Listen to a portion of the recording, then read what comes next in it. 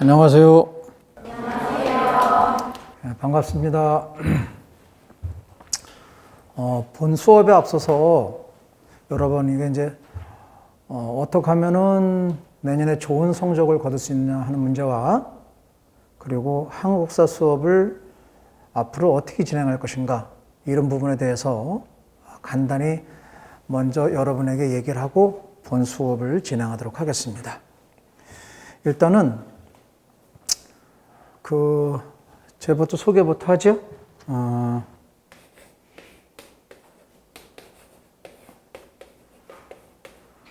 강하영 강사입니다. 한국사 대박열린고시학원에서 한국사를 전담하고 있고요. 여러분이 보시는 책의 편저자입니다. 예전에는 선생님이 여기다가 제 핸드폰 번호를 소개를 했는데 그게 조금 악용되는 경우도 있을 것 같아서 소재가 있어서 핸드폰 번호는 소개하지 않도록 하겠습니다. 단 여러분이 공부하는 과정에서 선생님한테 의문나는 게 있으면 학원 카페 진통이라는 그러한 패티거래니까 그것도 올리시고 또 뭐 증이 급하면 학원에 물어봐서 선생님 전화번호를 물어봐서 급하면 선생님한테 바로 메시지나 연락 주시면 되겠습니다.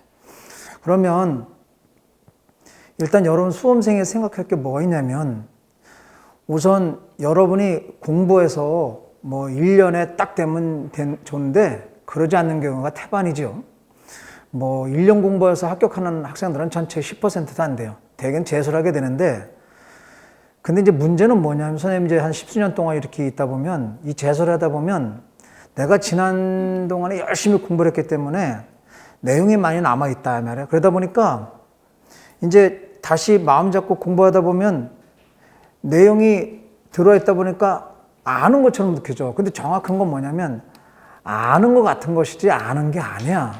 그러니까 재수생이 가장 고민해야 되고 염려할 것은 정말 기존에 있던 지식을 다 털어버리고 새롭게 시작한다 이런 마음껏 해야지 저거 들어봤던 건데 이러면 이미 우리 뇌는 이 거부하게 돼 있다고. 이 뇌가 저 들어봤네 하고 그러면은 저거 들어봤네? 그럼 머릿속에서는 딴 생각하게 돼 있다고. 이거 분명한 거예요. 이거를 차단하지 못하면 재수하는 학생들 또 낭패할 확률은 많다 하는 거예요. 그걸 명확히 정심하시고 두 번째는 처음 공부하는 학생들은 뭐냐면 이걸 생각해야 돼. 지금 작년에 떨어진 학생들이 있잖아요. 그러면 떨어진 학생들 중에서 합격 커트라인에 있잖아. 그러면 예를 들어서 올해 2022년에 우리가 2022년 준비하는 건데 2022년에 예를 들어서 100명을 뽑는다. 그러면 작년에 합격 커트라인에 있는 애들이 200명이 있다고. 그걸 염두에 돼. 그래서 그러면 처음 시작하는 친구도 어떻게 해야 돼? 기존의 재수 학생들보다 더블로 더 해야지. 논리적으로 그렇잖아요? 그래야지 내가 1년 하고 합격할 수 있는 거라고. 그래서 1년 했는데 내가 합격을 못하는 가장 큰 이유는 뭐냐면 공부를 못해서가 아니라 그 이전에 떨어진 재수 학생에서 커트라인 있는 학생들 그 학생들 때문에 그런 거야. 이런 걸 정확히 아셔야 돼요, 여러분이. 그래서 내가 1년에서 합격하려면 어떻게 돼야 돼? 기존의 학생보다 2배 이상은 더 해줘야지. 그 방법은 뭐냐? 여러 가지 있는데 방법은 일단은 학원의 수강, 이 실강 강의를 학원에서 강의를 제발 부탁인데 예를 들어서 그래 툭 까놓고 말해서 선생님 강의가 뭐 들을 만이 않다 그럼 때려치고 근데 나랑 해봐서 들을만 하다 이러면 한 번이고 두 번이고 세 번이 들으란 말이야. 그래야 작년에 커트라인 애들 따라가지.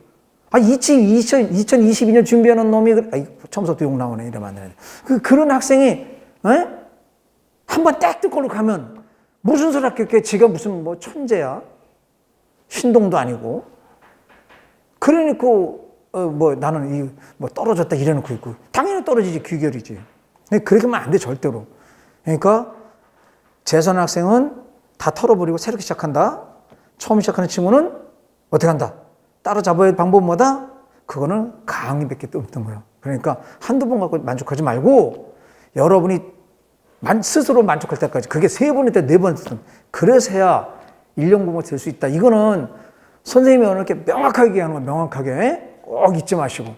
그래서 동영상도 좀 마찬가지예요.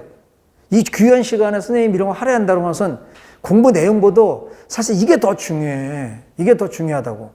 그래서 선생님이 당부하는 말을 가슴에 꼭 쟁겨두고 학교 갈 때까지 자꾸만 떠올려서 나태해지고 허물어지고 이원되는 자기 자신을 다시 옥죄해라 이 말이야. 이게 굉장히 중요해. 그럼 이제 두 번째는 한국사 수업 방식에 대해서 진행하도록 하겠습니다. 이제 한국사는 책이 두 권으로 되어 있어요. 여기 여러분 이제 이렇게 두 권으로 되어 있는데 두 권 갖고 이제 진행하는데 하나는 전근대사고 하나는 근현대사예요. 그래서 이제 수업을 이렇게 진행하는데 선생님 요 쓰는 걸 잘 알아들어야 돼요. 자, 한국사가 수요일 날 이제 있잖아요. 그러면 오전에 9시 반부터 1시 한 20분까지 4시간을 진행을 해요. 4시간을. 그래서 이제 4시간을 진행하는데 우리 학원이 시스템이 3개월이잖아요. 그러면은 12주란 말이야. 그지? 그러면은 48시간이 되잖아. 그지? 우리가 이제 수요일 날 수업을 진행하니까. 그럼 48시간 중에서 전근대사, 그리고 근현대사, 그래서 전근대사에다가 시간을 갖다가 약 44시간, 혹은 43시간 이렇게 할애를 하고, 여기에 여러분 이제 4시간 이렇게 할애를 해요. 이렇게 할애를 한단 말이에요. 그러면 이 근현대사 시간이 워낙 부족하잖아요. 근데 혹자는 혹시 오해할 수 있어. 그럼 선생님, 여기다가 한 20몇 시간 하고 이렇게 나누지? 그러면 안 돼요. 그러면 수업 자체가 안 되는 거예요. 대한민국에서 그 누구도 이렇게 할 수는 없어요. 그래서 여러분이 근현대사가 4시간 있어서 오전에 4시간 또 오전에 수업하는 진행하는 과정에서 4시간 정도는 해줍니다. 그럼 워낙 내용이 부족하잖아요. 자, 그래서 보강 방법이 뭐냐면 우리 학원이 국어, 영어, 국사가 오후에 이제 심화학습이라고 있어요. 그래서 학습 내용은 영어하고 국어는 선생님이 잘 모르니까 그것만 얘기하고, 단지 한국사 같은 경우는 오후에 여러분 3시간씩 12주를 또 진행을 하는 거예요. 오후에 심학습을. 요걸 뭐 하느냐? 요걸 근현대사를 여기서 해요. 그러니까 기본반에서 내용을 많이 충분히 전달하지 못하니까 바로 그거를 오후에 심학습해서 한다 하는 거예요. 요건 별도로 수강을 꼭 하셔야 되는 문제예요. 꼭 하셔야 돼요. 그러면 왜 수업을 꼭 이렇게 해야 되는가? 여기가 결정적인 거예요. 20문항 중에서 우리가 전근대사가 약 12에서 14문항이 나와. 그죠? 이제 60%에서 이제 60에서 40% 나온다는 것이고, 근현대사는 8문장에서 6개. 그러니까 40%에서 30%. 그러니까 여기는 전근대사는 60에서 70% 나오고, 근현대사는 40%, 30% 나온다. 그러면 이게 엄청난 거잖아요. 이거를 갖다가 4시간 갖고는 도저히 해줄 수가 없다고. 그렇기 때문에 오후에 여러분이 오전에 와서 전근대사 드시고 오후에는 반드시 근현대사를 수강하셔서 들어야 한국사가 하나의 합작이 되는 거예요. 이래야 여러분이 좋은 성적을 거둘 수 있다. 그리고 선생님 얘기 안 해도 한국사 같은 경우 합격상의 90%가 90점 이상을 다 맞는다고. 그러니까 한국사를 점수 잘 맞는 데서 합격의 결정적인 건 안 돼. 그런데 한국사 점수를 못 맞게 되면 떨어지는 결정적인 요인이 돼요. 왜 그렇겠어요? 논리상. 합격자의 90%가 다 90점 이상을 맞았다 이 말이야. 그럼 나 혼자 거기서 70점 맞고 80점 맞으면 어떻게 안 되잖아. 이런 부분이 있으니까 이건 통계고 데이터입니다. 그렇기 때문에 한국사는 무조건 90점 이상 맞아야 된다. 요새 이제 근래 보니까 문제가 그렇게 어렵진 않아요. 그래서 선생님하고 이러한 코드를 잘 맞춰가면은 여러분 중에서 이과 나와갖고 한국사가 어려운 친구가 있는데 그런 걱정은 털어보시고 선생님하고 여기서 1년 정도 이렇게 기본반하고 문풀하다 보면 어느 순간에 여러분도 90점을 갖다 나오는 그런 실력을 갖출 수 있으니까 선생님이 제시한 대로 꼭 따라와 줘야 된다. 이런 시스템을 안 따라오고 강의 한 번 듣고 가버리고 그러면은 그건 방법이 없는 거예요. 가는 여러분을 잡을 수는 없어. 그래서 여러분 선생님 수업 들으시고 내가 얘기했잖아. 선생님하고 같이 갈 만하다. 그러면 강의실에서 선생님하고 1년 동안 고생하는 거예요. 그래야 뭔가 나오지. 잊지 마시고. 그래서 이 귀중한 시간을 통해서 이렇게 소개하는 것은 이래야 한국사가 90점 이상 나온다. 이렇게 여러분이 방법상을 제시했으니까 꼭 따라주시기 바랍니다. 잊지 마시고요. 그럼 이제 수업을 진행하도록 하시겠습니다. 여러분 교재 보시죠. 여러분 교재 12쪽이 되겠습니다.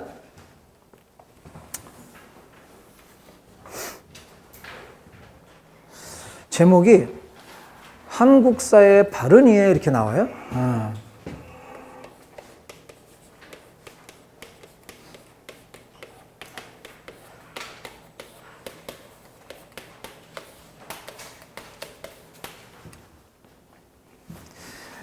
일단은 여러분이 이제 이렇게 학원을 통해서 전문 강사를 만나는 가장 중요한 그 요인은 공무원 시험에 뭐가 나오는가 이걸 알기 위함이에요. 그죠? 그렇기 때문에 선생님이 수업 시간에 특정한 과제에 대해서 이렇게 퍼센트를 얘기해. 70%, 아니면 50%, 아니면 한자로다가 상중하 이렇게 표현한단 말이에요. 그거를 꼭 잡아주셔야 돼.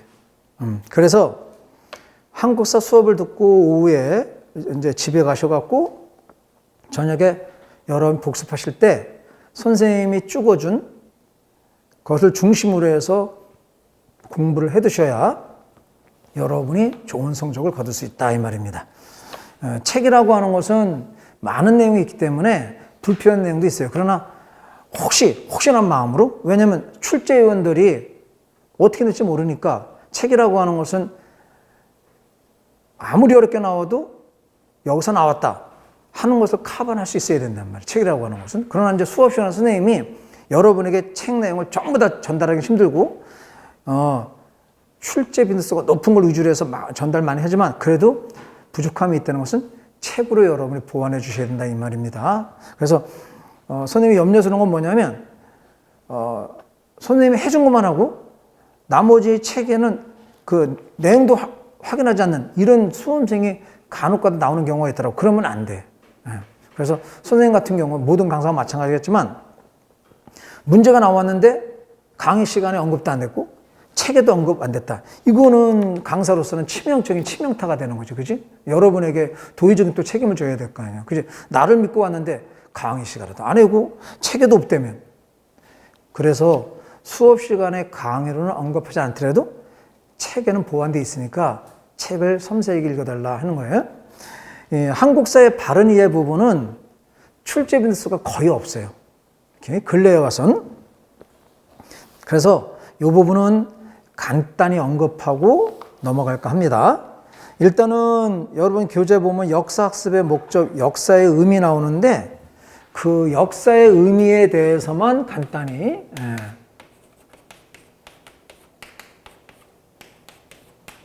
역사의 의미 부분에서 여러분이 이제 객관적 측면,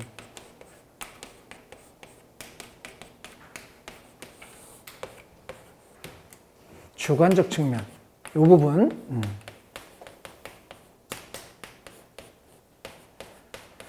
과거 한 4년, 5년 전만 해도 반드시 나오는 과제였었는데 근래는 안 나와요. 그러나 이제 안 나온다 하더라도 우리가 역사를 배운다 할 때 이 부분은 이해할 필요가 있어요. 자, 늘 말하지만 선생님이 여러분에게 누군가에게 역사가 무엇입니까? 이렇게 물어보면 대부분의 학생들이 지나간 과거를 갖다가 배우는 겁니다. 지나간 과거입니다. 이렇게 얘기한다. 그럼 맞는 얘기, 틀린 게 아니고 맞는 얘기. 맞는 얘기. 그런데 이제 우리가 생각할 건 뭐냐면 우리가 지나간 과거를 어떻게 접근할 것이냐? 뭐 어떤 사람은 다 소중하니까 다 소중하게 봐야 되고 다 봐야 된다 이런 사람이 있을 것이고, 야, 그 많은 것을 어떻게 다 봐? 우리가 필요한 것만 봐야지. 그러죠? 이렇게 이제 주장을 했을 때, 이러한 역사를 바라보는 관점에서 그렇게 바라보는 사람들이 있다 이 말입니다. 그 여러분이 이제 어디에 속하는가는 여러분 각자가 생각하시면 되는 것이고, 그래서 우리가 저기 객관적이다 주관적이다는 말을 썼는데, 항상 한국사를 공부할 때는 단어에 대한 이해력이 있어야 돼요. 그럼 객관적이라는 거는 뭐예요? 나의 주장을 갖다가 반영하지 않는 거죠. 그러니까 역사의 객관적 측면을 강조하는 입장은 과거의 역사를 바라볼 때 나의 생각을 갖다 배제시키는 거예요. 그럼 나의 생각이라는 건 뭐냐면, 내가 어느 나라 국적을 갖고 있고, 내가 어떤 종교를 갖고 있고, 내가 어떤 역사관을 갖고 있고, 내가 어떤 상황이고, 이런 거 있죠. 이런 걸 갖다 다 배제시키는 거라고. 왜냐하면 그런 걸 갖다가 반영시키면 역사를 객관적으로 볼 수가 없잖아요. 자, 그러한 것을 말하는 거예요. 그래서 객관적 측면을, 역사를 강조하는 사람 입장에서 표현할 때 역사를 어떻게 정의하느냐? 이 주관적 측면에서는 사실로서의 역사다, 이렇게 평가할 수 있는 거예요. 사실로 역사다. 이렇게.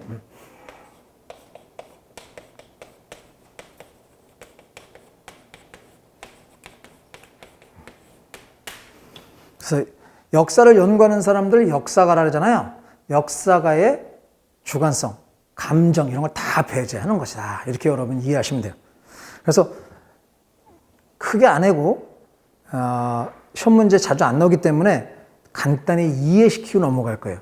반면에 이 주관적 측면을 강조하는 역사 의미는 뭐냐면, 역사가의 시대적 상황, 역사가의 종교, 역사가의 국적, 이런 거 다 반영하는 거예요. 그래서 과거의 역사서 사실 놓고 볼 때 다르지.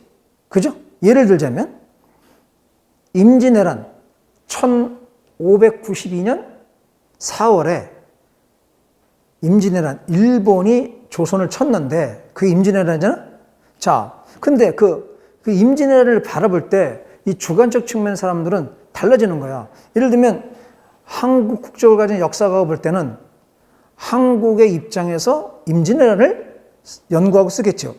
반면에 일본의 역사학자가 임진왜란을 쓸 때는 일본의 상황에서 쓸 거라고.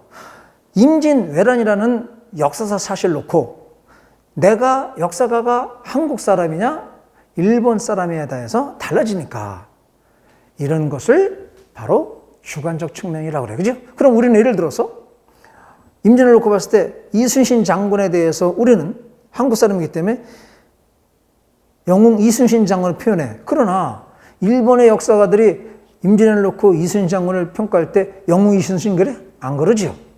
자, 이처럼 주관적 측면은 뭐냐? 그 역사가가 갖고 있는 감정, 이해력, 종교, 그리고 국적, 이거에 따라서 선택되고 기록되는 내용이 달라지는 것이다, 이렇게. 그래서 여기는 기록으로서의 역사다, 이런 거예요.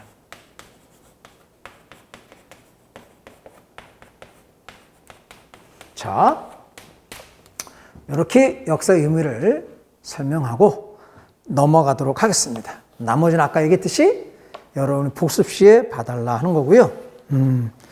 자, 그리고 여러분이 이제 15쪽으로 가시면 한국사와 세계사가 있는데, 그 부분에서는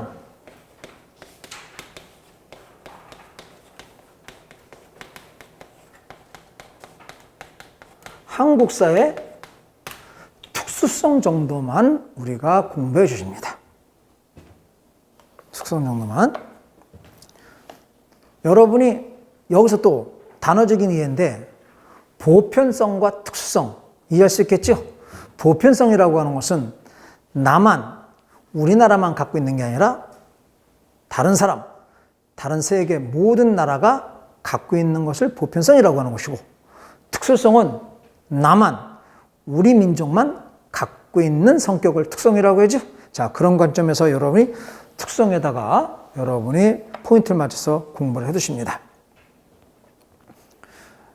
여러분 이제 책을 보면은 1번부터 6번까지 나오는데, 그 2번에 보면 둘의 개 향도 같은 거 공통조직. 우리나라가, 우리 민족이 공동체 조직이 발달한 게 특징이죠. 다른 나라에 비해서. 그런데 이제, 요 수업 시간에 선생님이 평가할 때 함정 문제라는 걸 평가하는데, 이렇게 함정 문제라고 얘기를 하는데, 함정 문제라는 건 뭐냐면 단어를 시험 문제에서 바꿔치기 하는 거예요. 예를 들면 지금 그 특성에서 2번에 동그라미 2번에 보면 둘에게 향도를 했죠. 그 향도가 있는데 향도를 갖다가 시험 문제 나올 때 과거에 이게 나왔던 거거나 향약이라고 하면 안 돼. 향도를 향약이다 이러면 안 돼. 향약은 요거는 이제 중국에서 들여온 제도이기 때문에 특성이라고 볼 수 없다 이런 얘기입니다. 이제 그렇게 해주시고, 자 그리고 이제 여러분이 불교 유교 문제, 이제 여러분 교재 3번에 보면 불교는 현세 구복적이고 호국적이다 이 말 나오죠. 자 이게 무슨 말이냐면은 불교라든가 유교 같은 게 우리나라의 특수한 문화 자체는 자체가 특수한 문화는 아니죠. 왜냐하면 불교, 유교, 인도, 그 중국 거잖아. 그런데 보편적인 문화 안에 특수성이 있다 이 말이야. 그래서 다른 나라 불교에 비해서 우리나라 불교가 그 특성은 뭐냐? 현실 구복적이고 후국적이다. 그래서 이제 불교에서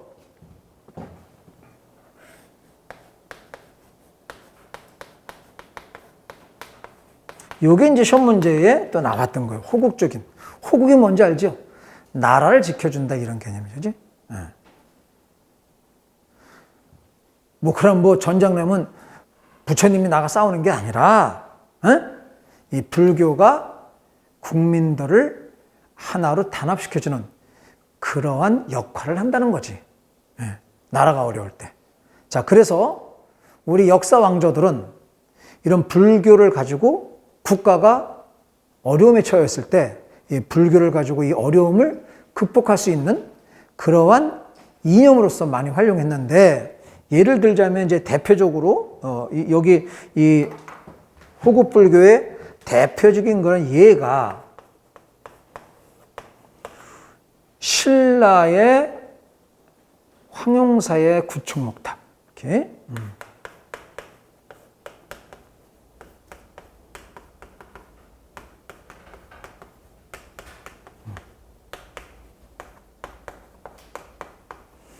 여러분 이제 이 신라 선덕여왕 때 건축된 거죠? 앞으로 진행하면서 설명이 되겠지만 선덕여왕 때는 백제로부터 고구려로부터 침략과 압력을 받았어요. 자, 그러자 선덕여왕이 이제 대개 옛날에는 스님들이 왕에게 정치적인 자문 역할을 하죠. 그래서 이때 이제 선덕여왕이 자장이라고 하는 그 스님에게 이렇게 신라의 백제가 쳐들어오고 고구려가 압력을 넣는데 이 국난을 어떻게 극복하면 좋겠습니까? 그랬더니 이때 얘기한 게 그럼 황용사라는 절은 이미 진흥왕 때 건축된 건데 그 안에 구층목탑을 세우십시오. 그러면 왜 2층도 어렵고 3층도 어려운데 왜 9층이냐? 바로 신라를 둘러싸고 있는 주변에 9개 나라들이 있는데 이 구층목탑을 쌓게 되면 9개 나라가 신라에게 신라에게 항복할 것이다. 이러한 의미를 전달해 준 거예요. 그래서 그 나라가 어려울 때, 어려움에도 불구하고 바로 이런 부처님의 이용해서 나라를 지켰다는 의미가 담긴 거다 이 말입니다. 그리고 이제 그 뒤에 왕조들도 마찬가지예요. 예를 들면 이제 고려의 초조대장경, 또 팔만대장경.